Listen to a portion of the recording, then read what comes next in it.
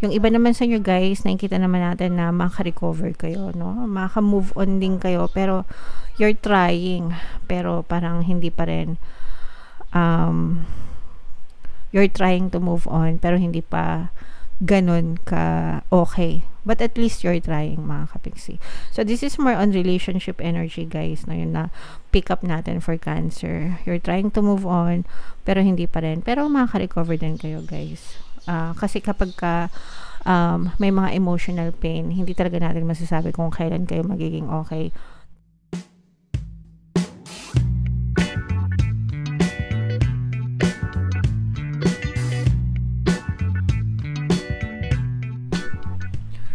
Hello guys, hello Cancer, welcome back to Pinay Pixie Tarot. Ang pamagat ng episode natin for tonight is solar eclipse reading. Ito yung i-check natin kung ano yung mga paparating sa inyo ngayong solar eclipse and after solar eclipse, mga kapixie. General reading lang guys, pwedeng mag-resonate, pwedeng hindi, combination ng positive and negative energy, mga kapixie. So unahin natin itong deck na to guys, tingnan natin yung mga mensahe sa inyo ng inyong mga gabay. Cancer, yes, wow, so yes for you. And then meron tayong communicate clearly, and then meron din tayong it's up to you, mga kapixie. So, unang-una, yes, no, guys, if mayroon kayong mga specific na questions, sometimes kasi nanonood tayo ng tarot reading dahil meron tayong mga specific na tanong in our minds, mga kapixie. So, yes, ang sagot sa inyo ng inyong mga gabay. And this is also a word of encouragement. Yes, ituloy mo. Yes, go mo. Yes, i-push mo, mga kapixie. Don't take no for an answer, kumbaga. You can be, do, and have anything that you want in your reality as long as focused ka, as long as gusto mo talaga, as long as nagpa-persist ka, nagiging consistent ka, mga kapixie. Don't take no for an answer. Kayang-kaya mo marating lahat ng gusto mo, kayang-kaya mo ma-achieve lahat ng gusto mo, mga kapixie. Okay? Alright. And it's up to you, syempre, no? Kumbaga, the reality that you want ay mangyayari depende sa iyo, depende kung gaano ka kadisiplina, depende kung gaano mo kagusto, depende kung gaano ka katyaga, depende kung gaano ka kapositibo, mga kapixie. Huwag kang mag-expect ng magandang pagbabago kung ang ugali mo naman ay ubod ng negatibo, kung ikaw ay puro reklamo imbis na magpasalamat, kung ikaw ay puro nega imbis na magpakapositibo, di ba? It's not just having that mindset but living, no, feeling, mga kapixie, that everything is possible, guys. Okay, excuse me. Alright, so comment down below guys if naka-resonate kayo dyan.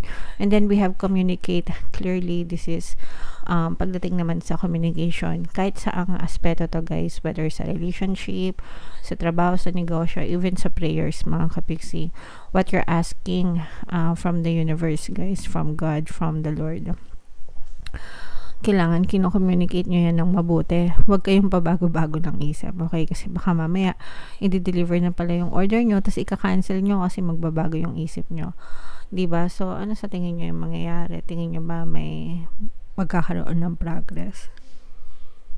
Excuse me, syempre hindi. Kaya dapat when you want something, kailangan panindigan. Okay, kailangan panindigan, Cancer. Don't give up, don't take no for an answer. Okay, yes lang ng yes palagi. Alright, so comment down below, Cancer, if feeling nyo naka-resonate kayo dyan sa mga mensahe na yan. Tingnan natin guys yung mga paparating sa inyo ngayong solar eclipse. Shuffle ko to guys. Habang shuffle ko to, panoorin nyo muna yung video natin regarding sa ating paano mag-manifest ng abundance video course. Kapixie, sawa ka na ba sa mga struggles at hirap sa buhay mo? Masipag ka ba at masikap sa buhay ngunit hindi ka pa rin umaasenso? Ilang beses ka na bang nag-attempt magnegosyo at mag-invest pero palagi ka pa rin nalulugi? Sa pagkakataon na ito ay maaaring may subconscious beliefs ka na nagiging balakid sa iyong pag-unlad at pagyaman. Introducing, paano mag-manifest ng abundance video course. Dito ay matututunan mong ma-overcome ang mga balakid mo para tuluyan ka ng umunlad, umasenso, sumagana, maging matagumpay, successful at maswerte sa iyong kabuhayan, pera, trabaho, negosyo, salapi at kaperahan ng bonggang-bongga. Dali, mag-send na ng email sa pinoypixietaro@gmail.com at simulan na ang iyong pagyaman ngayon. Alright, so sabay-sabay tayo guys magpayaman ngayon 2024. Mag-avail na kayo ng course guys kasi sobrang ganda talaga niyan. And good news mga kapiksi, dahil ngayong buwan ng April magbibigay tayo ng 200 pesos na discount guys sa lahat na mag-avail ng course. Kaya mag-avail na kayo mga kapiksi, sobrang ganda talaga niyan. And meron din tayong email coaching, manifest your desires using the law of attraction. If meron kayo guys mga specific na gusto nyong i-manifest, pwedeng love and relationship, pwedeng money or career mga kapiksi, pwede kayo magpabook ng email coaching session with me. Mag-send lang kayo guys ng email sa pinoypixietaro@gmail.com. So, Cancer guys, kaya in represent ng Queen of Cups sa ating spread. Ito yung ating solar eclipse energy mga kapiksi. So, dito guys, sa reading na to, meron tayong presence ng air sign, Aquarius, Gemini, Libra. For some of you, maaring may air element kayo sa inyong natal chart guys. For some of you, you may be dealing with an air sign. For some of you guys, feeling ko this is a relationship issue wherein na-stuck kayo sa relationship nyo. Pwedeng nagkaroon kayo ng pag-aaway nitong person na to, mga kapiksi. Ayan, no? Parang nasiwalat sa inyo yung mga katotohanan. Truth be told, kumbaga, parang pwedeng na fall apart, falling apart, ganyan. Pwedeng nagkaroon kayo ng mga problema ng person mo na parang nakahang, tapos parang meron kayong, let's say for example, sinabi sa'yo ng person mo na I'm sorry, hindi na kita mahal, ganyan. Ayoko na sa relationship. So parang ganon, no? Of course you were heartbroken, but hindi rin kayo maka-move on, mga kapiksi, from this person. And dumadating yung times na parang nagsisisi ka, parang may mga regrets na sana hindi ko na lang siya naging jowa, yung mga ganun, sana hindi ko na lang siya sinagot. Tapos parang gusto mo siyang sisihin, but at the same time parang sinisisi mo rin yung sarili mo kung bakit nagkaganon yung relationship nyo mga kapiksi. And dito guys, talaga nakikita natin na for some of you, you're having a hard time letting go mga kapiksi, to the point na parang kahit na magkasama pa kayo ng person mo, kasi for some of you, parang feeling ko hindi pa naman kayo naghihiwalay ng person mo, magkasama pa rin kayo, ganyan, pero hindi na kayo nagpapansinan, hindi na kayo nagkikibuan. Kumbaga parang tinitiis nyo na lang just for the sake na makita mo pa rin siya araw-araw, magkasama pa rin kayo, ganyan, pero hindi pa rin kayo naka-move on mga kapiksi, at saka hindi pa rin kayo nag-let go. Nandun yung emotional pain, pero nandun din yung umaasa na sana maayos pa, pero hindi naaayos yung relationship nyo kasi yung thoughts nyo, kumbaga araw-araw, ang nakikita nyo is hindi pa rin kayo okay. Nagets nyo ba? And hanggang hindi siya naalis sa isip nyo, yung mga negative na nangyari sa inyo, hindi rin magbabago yung sitwasyon nyo mga kapiksi. So you have to focus on yourself first, focus on your healing guys, focus on forgiveness, focus on letting go guys. You have to let go yung mga attachment nyo sa mga negative stories nyo mga kapiksi, para magbago yung inyong pamumuhay. Makakapit nyo rin yung justice guys, pero hindi ko nararamdaman na biktima kayo, no? Parang may fault kayo, may fault din sila, kaya nga siguro naiisip nyo na sana kaya nga, di ba sabi ko sa inyo, parang sinisisi nyo siya, but at the same time, sinisisi nyo rin yung sarili nyo. So, I think, parang mutual naman. Kumbaga, parang mutual na alam nyo may pagkukulang sila, but at the same time, alam nyo rin yung may pagkukulang din kayo, mga kapiksi. Comment down below guys if feeling nyo naka-resonate kayo dyan. If in case na naka-resonate kayo and meron talaga kayo mga relationship problems, Cancer, meron tayong mga subliminals, no? Sa ating channel para makatulong sa inyo, mga pampabalisa, pampamiss, pampabalik, ganyan, para maging ma-okay ulit kayo ng iyong partner o specific person. And Yung iba naman sa inyo guys, nakikita naman natin na maka-recover kayo, no? Maka-move on din kayo, pero you're trying, pero parang hindi pa rin.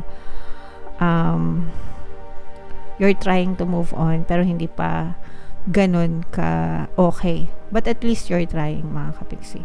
So this is more on relationship energy guys, no? Yun na pick up natin for Cancer. You're trying to move on, pero hindi pa rin. Pero makaka-recover din kayo guys. Kasi kapag may mga emotional pain, hindi talaga natin masasabi kung kailan kayo magiging okay. Time heal all wounds, tsaka it takes time. Ang importante guys is you focus on your healing first, okay?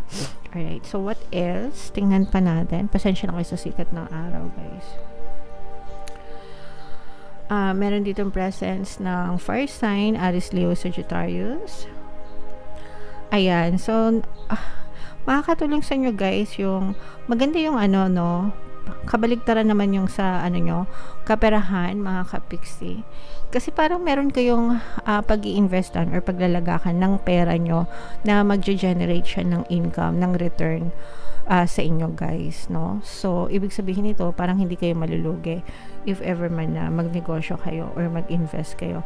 Syempre guys, pag mag-i-invest kayo, make sure na pag-aralan nyo mabuti, pagganahin yung puso at isip, especially guys kung ang investment nyo parang may kinalaman sa travel. So, let's say for example, travel agency, ganyan. Kung mag-i-invest kayo dyan or baka may investment na kayo, travel agency, o kaya naman namamasada, ano pa ba, yung may mga kinalaman sa mga booking. Alam ko lang talaga travel agency. Airbnb, mga bakasyonan, ganyan. So, parang syempre ngayon, 'di ba, April, summer season. So, may mga Airbnb kayo, may mga staycation kayo, may mga pa-resort kayo. Talagang yung income nyo, no, guys, talagang yan,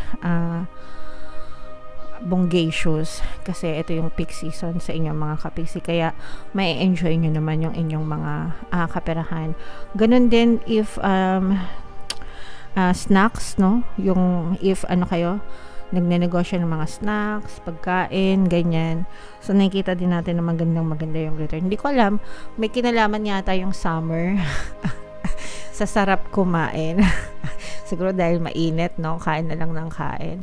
Pero yun, parang nakikita natin na magpa-prosper kayo if may mga ganyan kayong negosyo, mga kapiksi. Kahit ano naman negosyo nyo, guys, pwede kayo mag-prosper. Parang special mention lang yung mga business na yun kasi parang peak season para sa kanila. Excuse me, guys. Alright? So, comment down below, Cancer, if feeling nyo naka-resonate kayo dyan sa mga messages na yan, guys. Ito yung ating mga pampaswerte subliminal, guys. Pakinggan nyo para talaga maging maswerte kayo. And ito naman yung ating success stories ng paano mag-manifest ng abundance video course. Click here to subscribe, guys, and click here to join our membership program. Thank you for liking, sharing, and subscribing, and see you again next time. I love you all, guys. Have a nice day. Bye-bye.